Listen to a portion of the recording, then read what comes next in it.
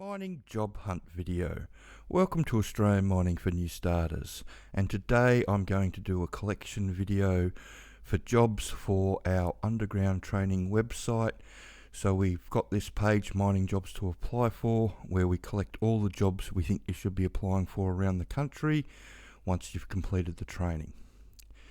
So we're going to type underground into Seek and we're going to go from there. So there's our first job there, and you'll see this is in Queensland. They're asking for experienced truck operators, but if you look down the ad, it says underground experience is preferred but not essential. That's because anybody with 12 months truck driving experience is trying to get onto service crew. So we'll collect that job there, and we'll have a look at the next lot. So service crew in and out of Cairns. Current underground vacancies. So these are for jobs in Kalgoorlie. Fly and fly out if you've got some experience, but if you want entry level, it's Kalgoorlie residential only.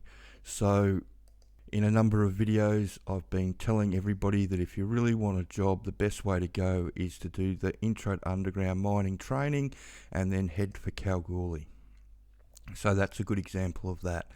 They're looking for lots of people in and around Cal. There's a number of mines there. Well, there's, probably 50 mines within 100 k's of Kalgoorlie all looking for people.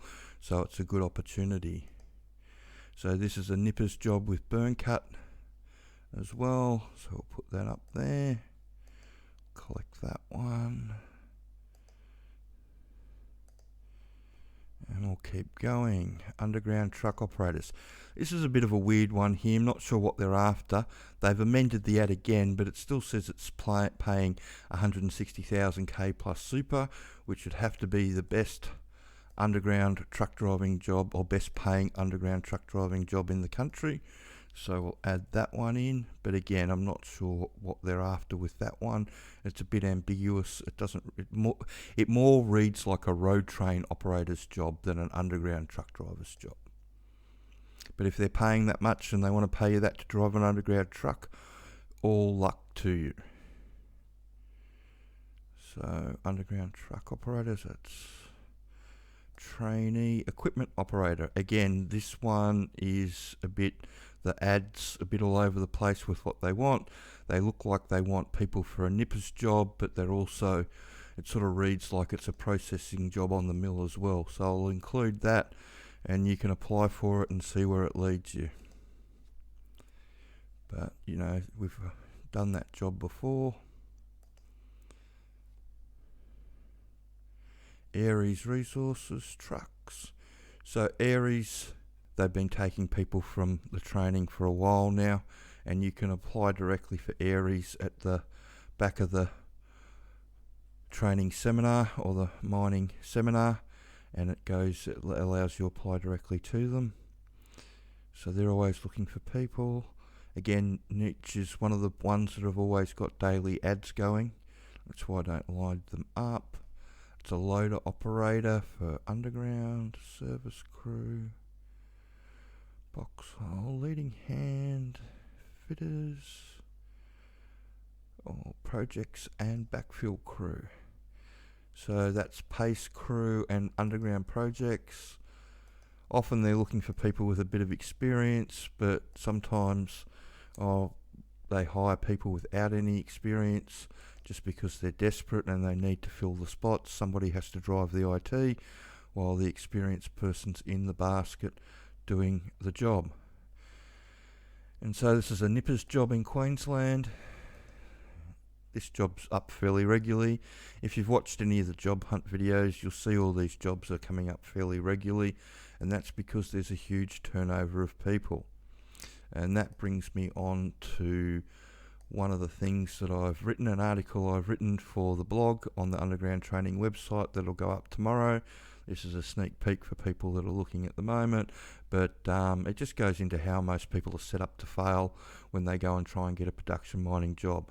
Because whether you like it or not, the reason that there's so many of these ads on here and they keep repeating themselves is because the employers are all experiencing more than 50% turnover. and it is what it is, unfortunately. So we'll grab that one. That's a Drillers Offsiders job for Victoria. Put that one in.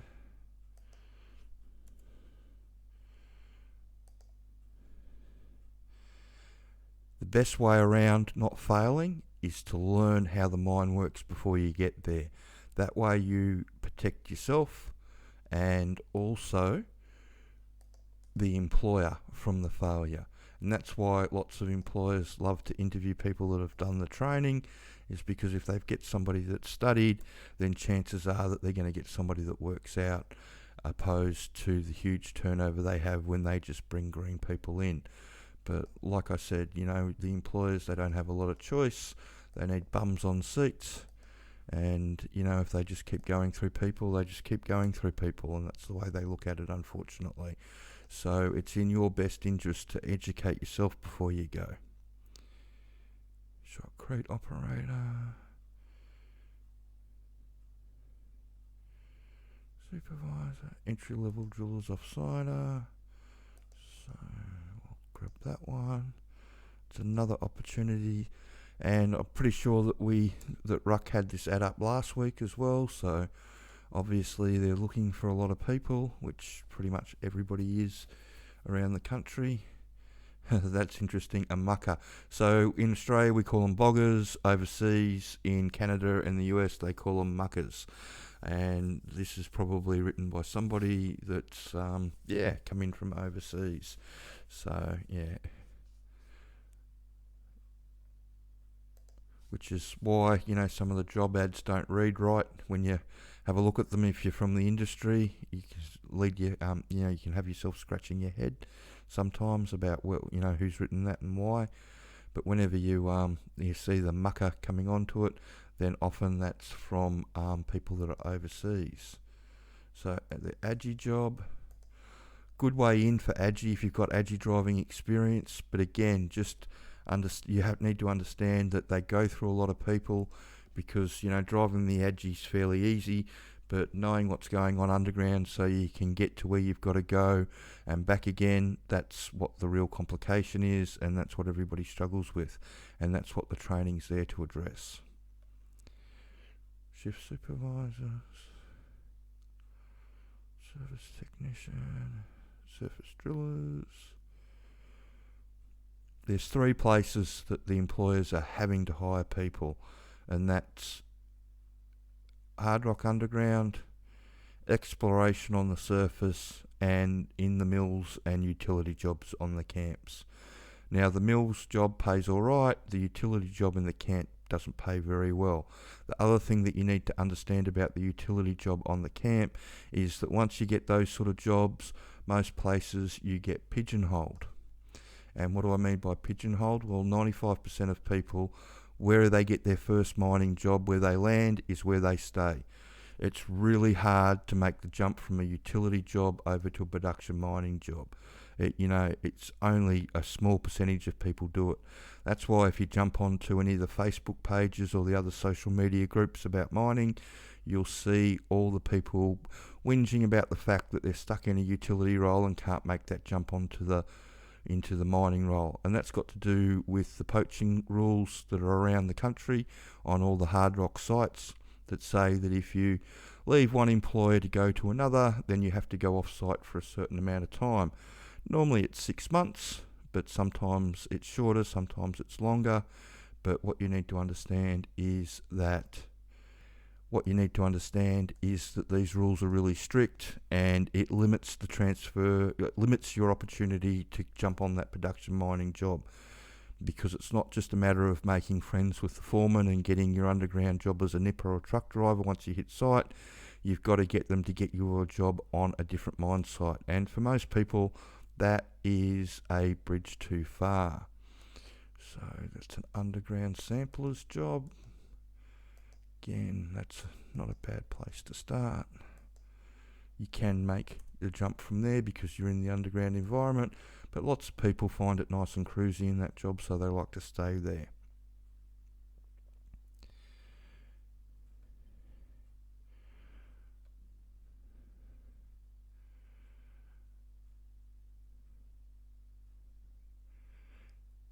entry-level core yard technicians. So we'll have a look at that one, and we'll put that in the exploration area.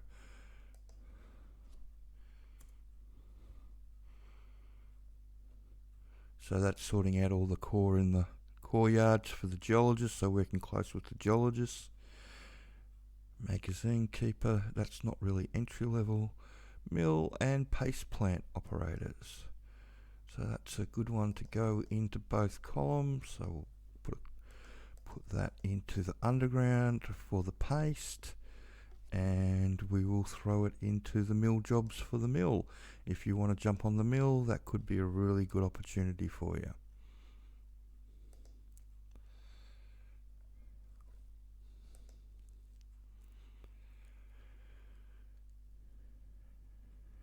Magazine keeper again. Alternate underground manager.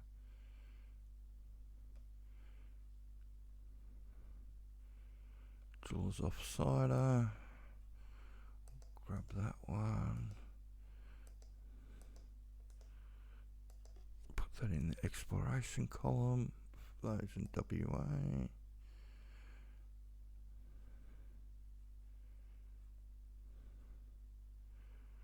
Underground electrician. Underground fitter. Driller's assistant.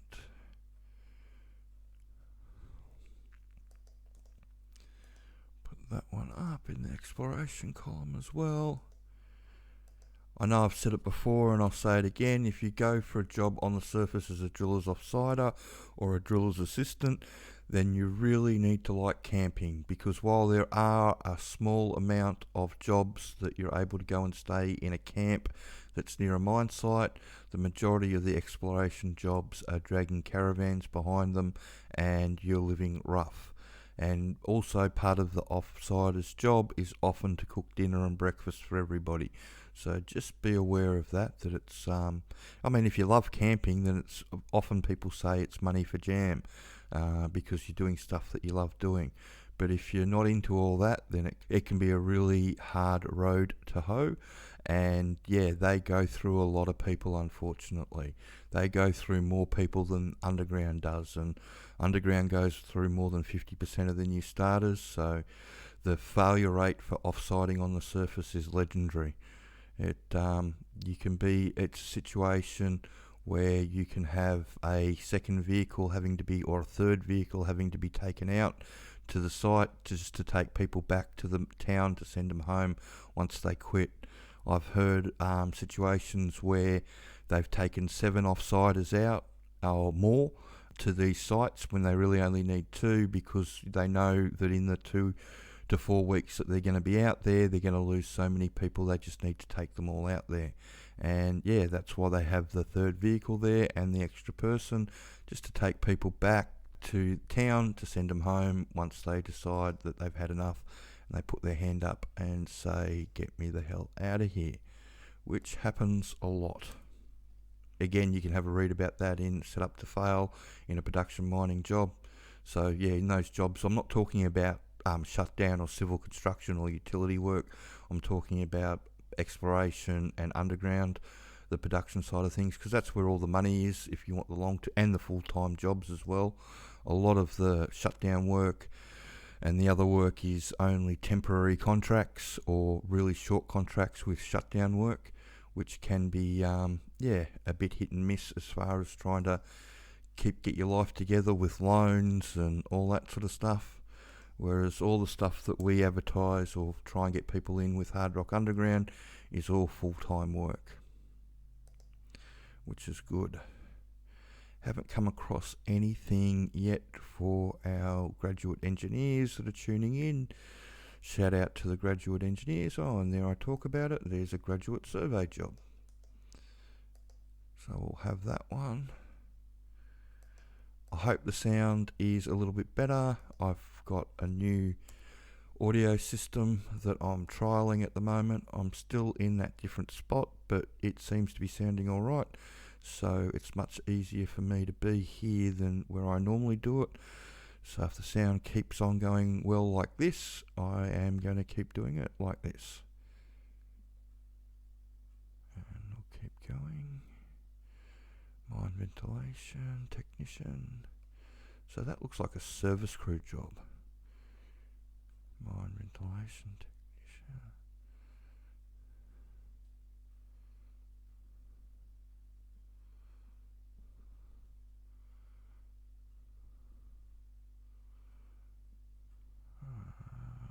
It's hard to tell with that. I'll grab it anyway and put it up.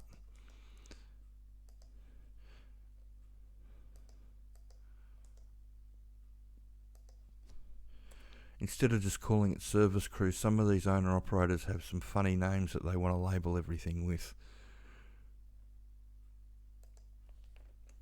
So you've got to be a bit careful. Sometimes when they say mining ventilation technician, they're looking for an engineer, but that just looked like they were looking for somebody for service crew, the hang vent bag.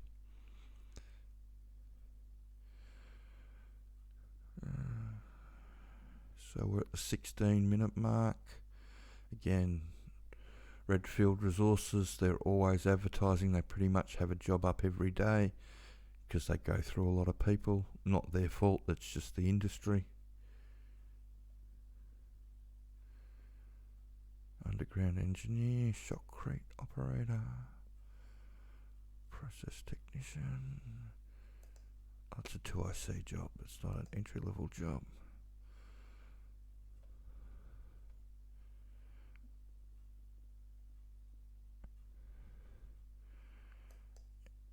Entry-level drillers offsider on the surface. We'll put that out there for one of the exploration jobs, which is pretty good. We'll keep going and have a look at a few more, see what comes up. We're up to 11, and as you know, we normally end up going through to 13 or 14, depending on how well it is. Underground mine service. Drill sampling. Drill sampling, not sure what that is. It looked a bit weird, that one.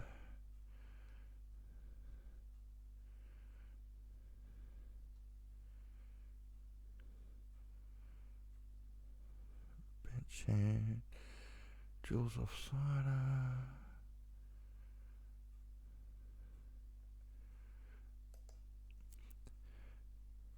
If you've watched any of the job hunt videos, you've probably clued into the fact that they do turn over a lot of new starters.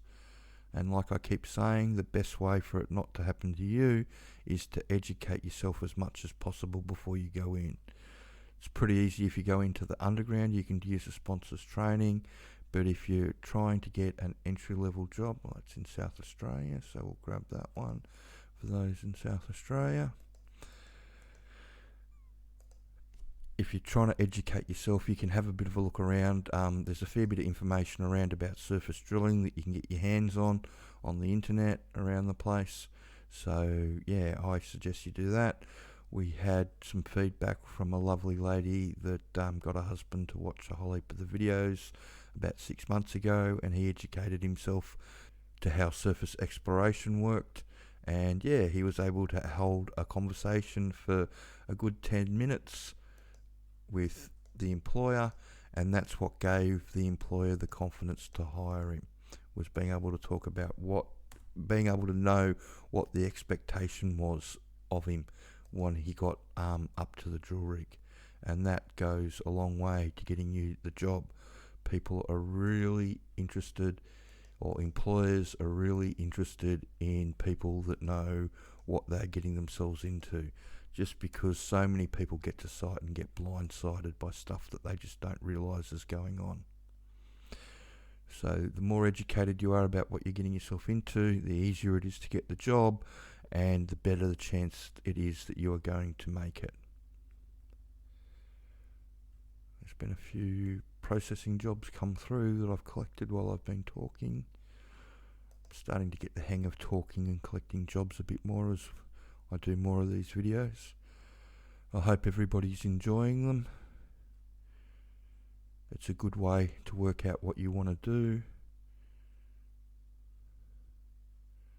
That was a coal mining job. I'm going to do a video on coal this week about what's going on with the price and all that sort of stuff, because yeah, it's dropping a fair bit.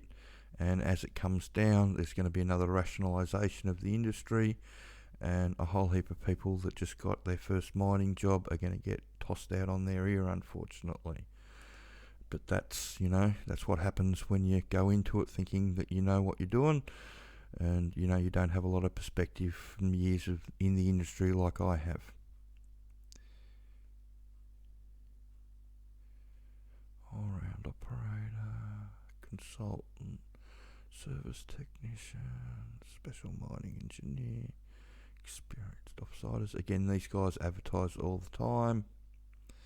You can tell the ones that are really desperate for people, because before it used to be 90 to 110,000. Now it's 110 to 130 for the offsiders job on the surface. But that's because they go through so many people.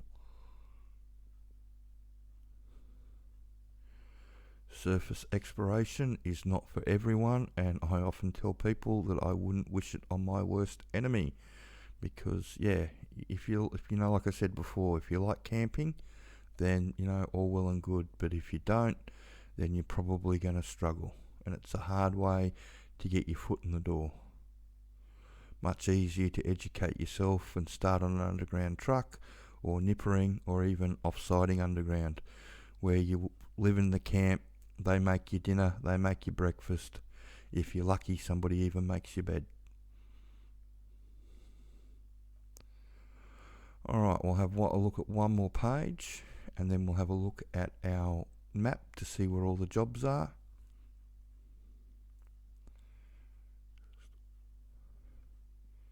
We've collected a fair few jobs here, which is good.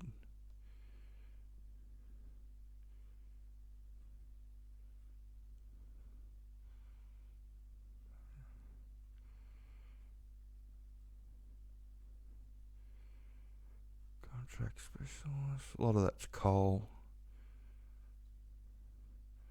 Alright, so that'll have a look at that. And so this is our map of all the mines around the country that have anything to do with what's going into a battery or gold, and that's where your future job's going to be. So unlike a coal mining job and this is one of the things that I talk about in setting up to fail in a production job, unlike a coal job where you're going to be lucky to still have the same job in 2 or 3 years time, and all these mines around the country are all producing stuff that are going to go into batteries, or they're gold mines, and those things are just going to keep going for the next 10 or 15 years, because the world's going the way that they want to put batteries in everything, and that's what's happening. And it's not just the electric cars. One of the things that really interested me was that I read an article the other day about electric tuk-tuks in India. They feel that they are going to be able to bring down the smog level if they can replace all the tuk-tuks that are running on fuel with batteries. And they've got a number of factories in India that are all trying to make those small vehicles and even smaller cars that are all batteries, so they're going to try and replace them in the cities and fix up their smog problem. And just by doing that, that's creating huge demand for everything that we've got here in Australia. So if you're in Victoria, you've got a few mines up around Bendigo Way that are looking for people, but you've also got all the big mines across in New South Wales that are drive in, drive out. Obviously you can do that from Sydney. Even Brisbane and the Gold Coast area, a lot of people drive down to these mines and park their car in front of their donga, and then do their 2 weeks and then drive home again. If you're in Brisbane, you've got that option, but you've also got the fly and fly out that's up here in the north of the state. That also flies in and out of Cairns or Townsville. So if you're in Townsville, you're actually in a hub area there, and it's not easy to get a job, but with the right education, you can get yourself a job. We've had a few people offered jobs up around that way in the last month. Some good jobs they've been offered too, which is really good. Anyway, you can have a look in South Australia. There's Olympic Dam and all Oz Mineral stuff in around this area here. They're always looking for people.